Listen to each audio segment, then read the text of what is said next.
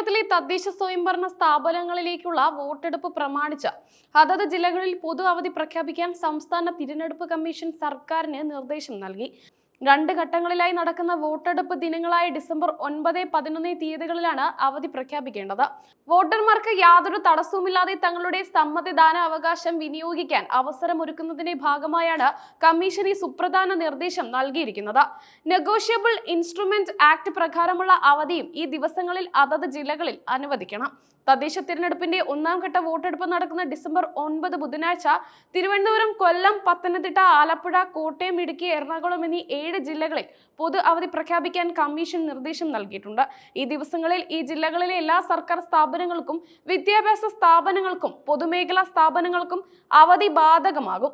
ശേഷിക്കുന്ന 7 ജില്ലകളായ തൃശൂർ, പാലക്കാട്, മലപ്പുറം, കോഴിക്കോട്, വയനാട്, കണ്ണൂർ, കാസർഗോഡ് എന്നിവിടങ്ങളിൽ 2ാം ഘട്ട വോട്ടെടുപ്പ് നടക്കുന്ന ഡിസംബർ 11 വെള്ളിയാഴ്ചയായിരിക്കും പൊതു അവധി പ്രഖ്യാപിക്കുക.